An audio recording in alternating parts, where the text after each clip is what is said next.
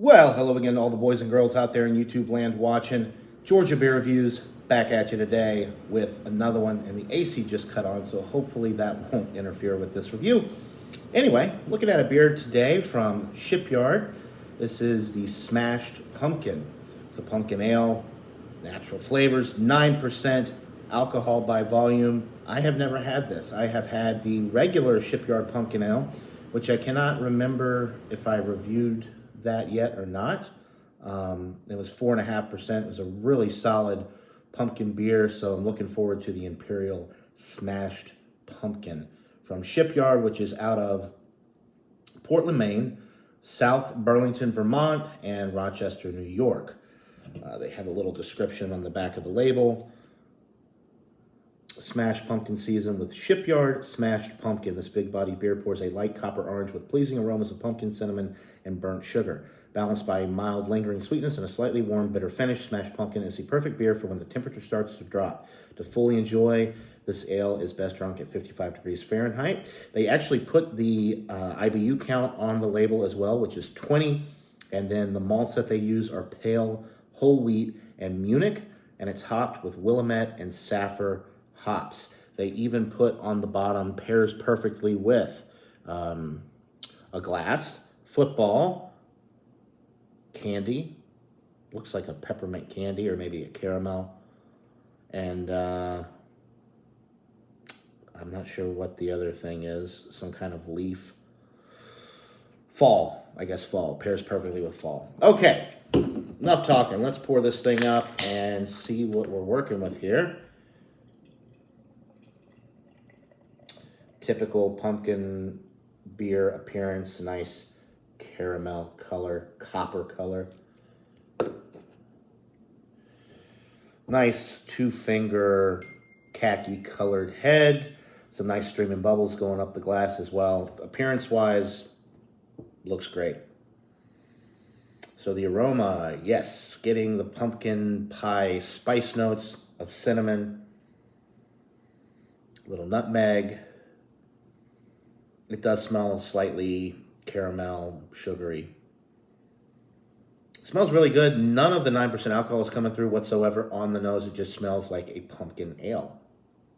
So, that being said, without further ado, let's get into this brew. Cheers.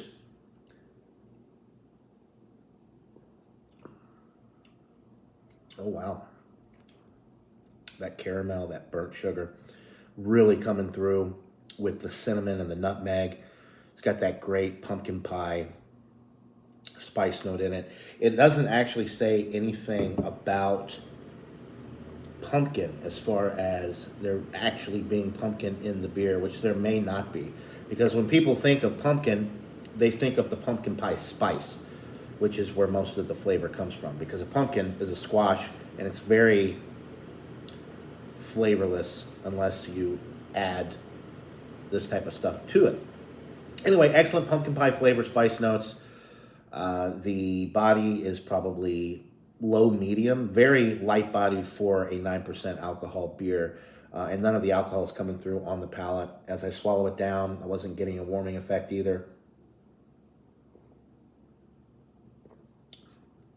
No warming going down the throat, which for 9% is pretty impressive. And I am drinking this at the recommended temperature. Well, maybe a little bit colder, but I did have it out of the fridge for 25 minutes or so. So it's not ice cold for sure. Nice little bit of glass lacing and head retention. Sorry, the phone. Everything wants to beep and boop when I start doing these reviews. But anyway, let's see. That's pretty much it. So nice pumpkin pie spice nose. It's nice and bready in the middle of the sip as well from the